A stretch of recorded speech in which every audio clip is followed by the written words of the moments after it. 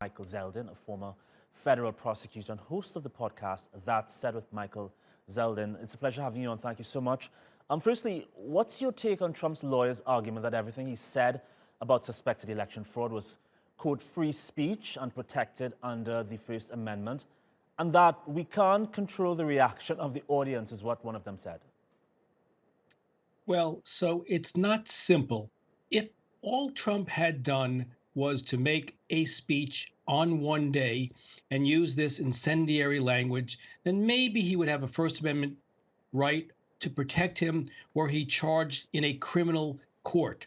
But here, what the House managers are saying is that he engaged in a months-long series of acts that culminated in the riot on January 6th.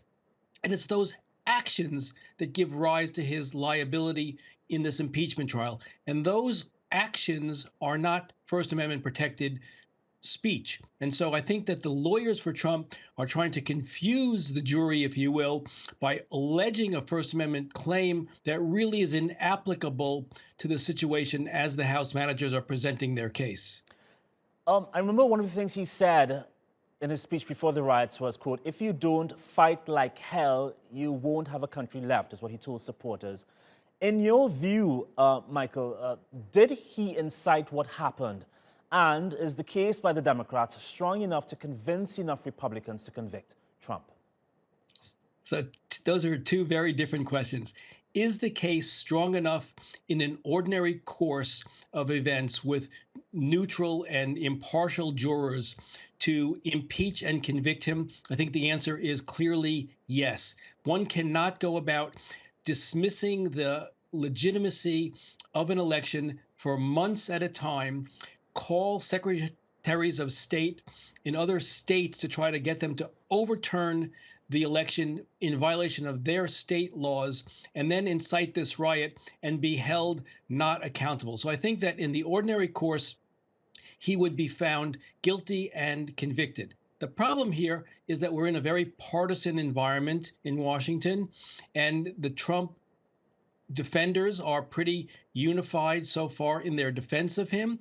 In order to convict him, they need 67 of the 100 votes, which would mean 17 Republicans would have to vote to convict.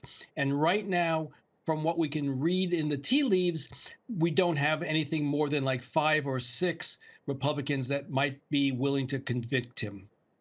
Let me get your opinion on other members of Congress, people like Ted Cruz, Marco Rubio, and now a lot of focus is on Marjorie Taylor Greene. Should they also face some form of consequence? Many people say they also played a role in inciting the riots.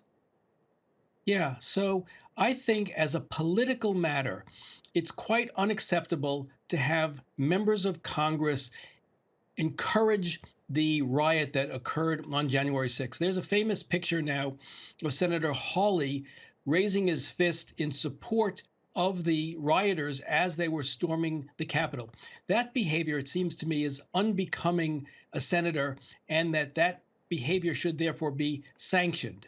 The Republican from Georgia, the woman who you've mentioned, whose name I'm just blanking on for a second, she essentially believed that Nancy Pelosi, the Speaker of the House, should be killed.